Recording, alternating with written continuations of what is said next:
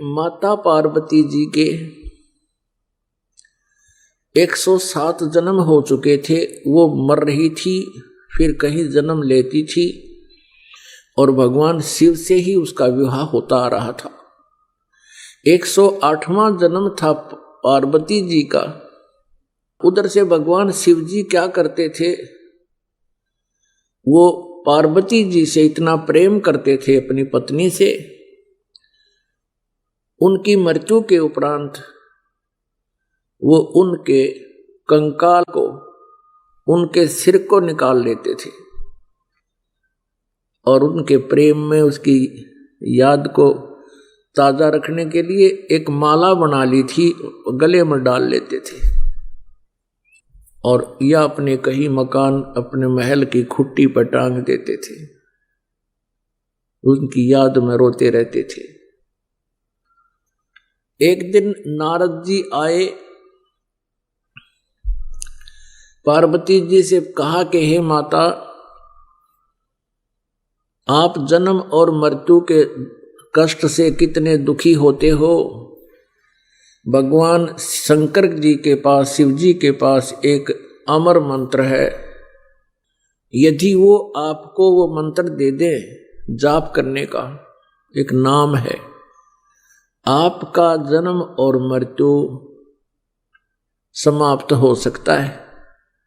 पार्वती जी ने कहा कि हे ऋषि जी, आपकी बातों पर मुझे विश्वास नहीं हो पा रहा, क्योंकि भगवान शिव जी मुझे बहुत प्यार करते हैं, मेरे पति हैं और इनके स्वभाव और इनके उदार स्वभाव से मैं खूब परिचित हूं।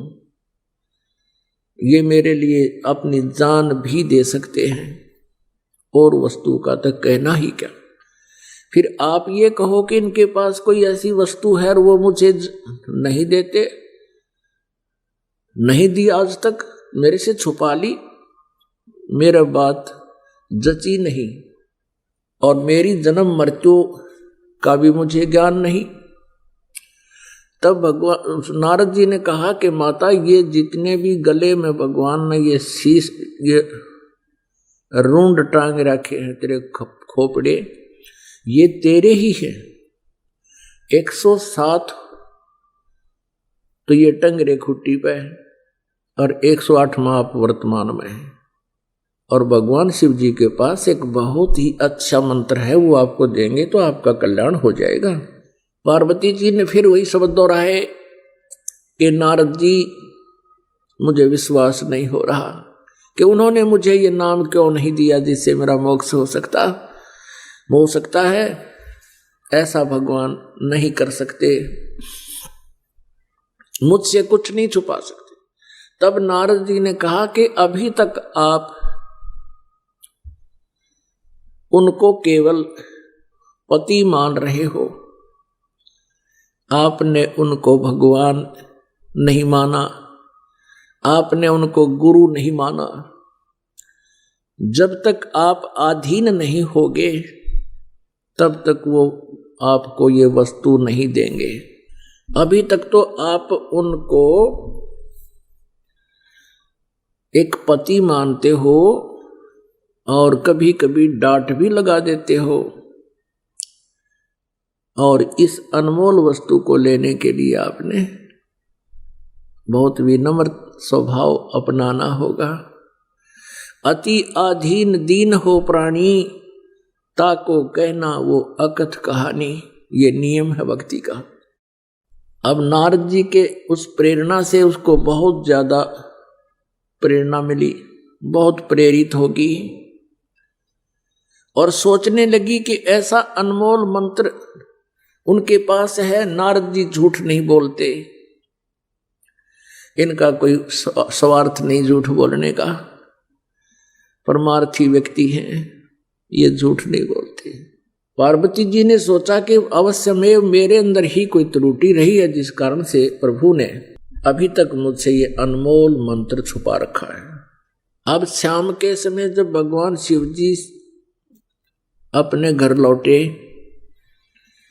उस दिन एक विशेष परिवर्तन देखा शिव जी ने कि पार्वती जी उनके चरणों में गिर गई और फूट फूट कर रोने लगी। भगवान शिव ने कहा कि पार्वती, तेरे को किसने क्या कह दिया, मुझे बता, उसका अभी ठीक करता हूं उसको। पार्वती जी ने कहा कि आपके रहते मुझे कौन कह सकता है प्रभु, लेकिन मुझ अबला से कोई भूल बनी है। हे परमात्मा, आपने मुझसे एक अनमोल वस्तु छुपा रखी है। आप मुझसे इतना प्यार करते हैं, क्या मैं जब मरती थी आप दुखी नहीं हुए होगे? अब नारद जी, उसने शिव शंकर भगवान ने सोचा, आज यह कौन सा स्टेशन पकड़ ली है, ये तो कदे ढंग से बात नहीं करया करती, आज ये बोल क्या रही है। तब कहा, पार्वती जी ने संक्षिप्त में सारी कथा सुना दी है। भगवान, आपके पास अनमोल मंत्र है, मैं 107 बार मर चुकी हूं, ये शीश मेरे ही हैं, आपने कभी नहीं बताया। मेरे में कोई त्रुटि रही होगी, मुझे बालक समझकर माफ कर दो, मुझे वो मंत्र दे दो। हाँ, भगवान शंकर बोले, पार्वती ये तेरे सतर की बात नहीं, नो बता तेरे को कौन मिला ऐसा भगवान आत्मा, तेरी बुद्धि बदल दी उसने। ऐसा कौन भी दाता मिल गया जो तेरी बुद्धि बदल दी?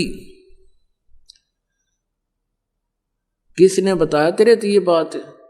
तो पार्वती कहने लगी, नारद जी आए थे और उन्होंने मुझे ये सारी कहानी बताई। अब शिव जी कहने लगे, पार्वती अब बैठ जा, तेरे को सारी मेरी मजबूरियां बताता हूं। अब पार्वती से शंकर भगवान ने कहा कि ये ना सोच के मैं तुझे प्यार नहीं करता था, तू मर जाती थी, तेरी मृत्यु होती थी, मैं बहुत रोता था, टक्कर मारता रहता था तेरे वियोग में। तब पार्वती जी ने कहा कि हे भगवान, और साथ में ये भी शंकर भगवान ने कहा कि ये सभी सिर तेरे, ये जो टांग रखे हमने, तेरे सिरों की माला बना रखी है, जब तक तू दोबारा मुझे प्राप्त नहीं होती थी तब तक मैं इनको देख देख कर रोता रहता था। तो पार्वती जी ने कहा, हे भगवान, आपके पास ऐसा मंत्र जिससे मैं अमर हो सकती हूं, और वो क्यों ना दिया आपने भगवान? मैं मरती ही नहीं, आप इतने कष्ट उठाया आपने। पुण्यात्मा, जो व्यक्ति अपने प्रोसेस से परिचित होता है, अपने प्रोफेशन से परिचित होता है,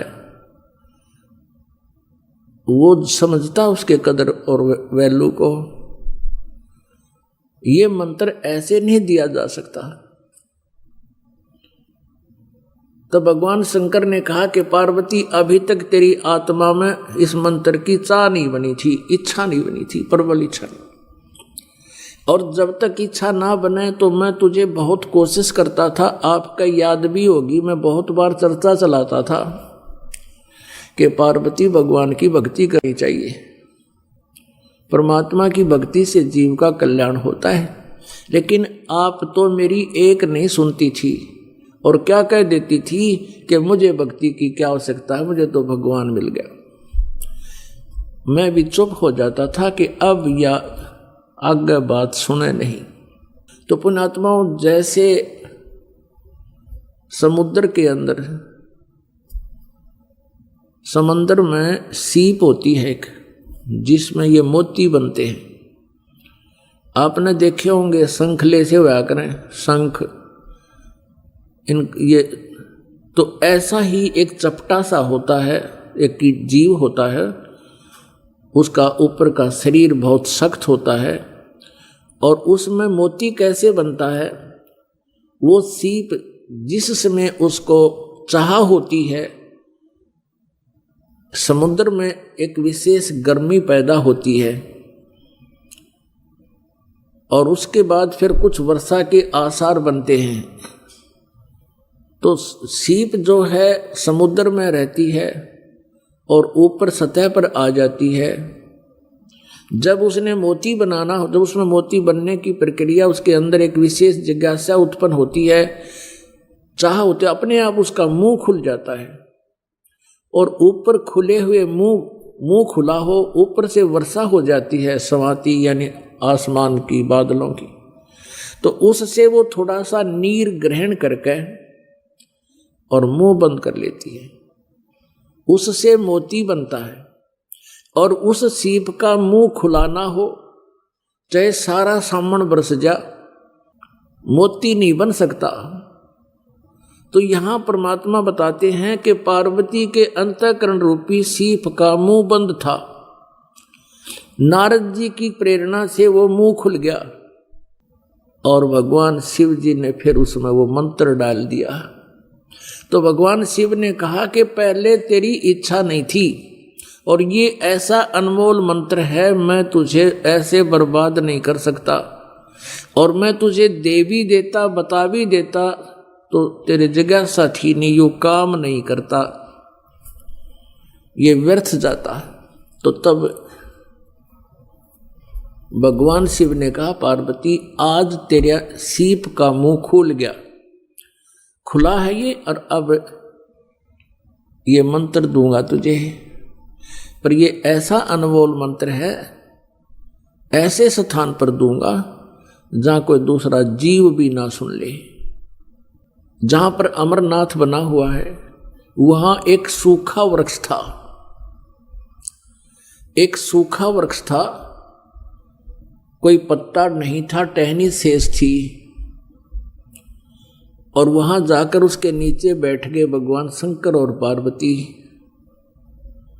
भगवान शिव जी ने हाथ से 3 ऐसी जोर जोर से ताली बजाई, इतनी आवाज हुई कि आसपास, इतना भयंकर नाद हुआ कि आसपास के कोई पक्षी वहां पर था वो उड़कर भाग गया, और कहीं अंडे भी थे आसपास के वृक्षों में, वो भी पक्षी बनकर उड़ गए। उसी वृक्ष की खोगर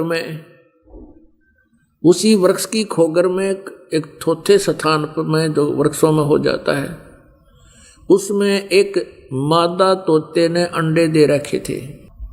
जो स्वस्थ अंडे थे वो तो पक्षी बनकर उड़ गए, एक गंदा अंडा था वो शेष रह गया। भगवान शिव पार्वती जी को वो मंत्र सुनाने लगा। पुण्यात्माओं, आपको पता चलेगा आप कितने पुण्यवान हो। वो जो मंत्र पार्वती जी को मिला वो मंत्र आप जी को मिल रहा है। इसके बीच में ये किसी को ना मिला, केवल कबीर परमेश्वर जी ने कुछ एक पुण्यात्माओं को दिया था, उनसे भी कह दिया था कि इसको अभी गुप्त रखना, नहीं तो काल के दूत इन मंत्रों को ग्रहण करके मेरी प्यारी आत्माओं को भ्रमित कर देंगे। अब यहाँ एक प्रश्न और है कि ऐसे स्थान पर मंत्र क्यों दिया भगवान शिव ने और इसको गुप्त क्यों देते हैं? ये ऐसा मंत्र है, यदि ऐसे वैसे व्यक्ति को मिल जावे वो इसका जाप साधना करके सिद्धि युक्त हो जाता है, और फिर वो ना जाने कितने जीवों को दुखदाई हो जाता है। पहले ये राक्षस क्यों बने? ये सभी भक्त थे, साधनाएं करते थे, गुरु होते थे, ये साधनाएं करते रहे लेकिन साथ में त्रुटियां भी करते रहे, नाम से खंडित हो गए। गुरुजनों ने उनको अपने वहाँ से निष्कासित कर दिया, उनके अंदर उस नाम के जाप करते रहे, सिद्धियाँ आ गई, उन्हीं भक्तों को के शत्रु बन गए, उनके पास भी सिद्धियाँ, उनके पास भी सिद्धियाँ, सारी उम्र लड़ते रहे, ना उनको भक्ति आपकी ना करने देते थे। आपने सुर असुरों का युद्ध खूब सुना पुराणों में, और अधिकारी जो होता उसके मुख से सुना हुआ ज़्यादा असर करता है। तो वहाँ पार्वती जी को भगवान शिव ने वो मंत्र दिया।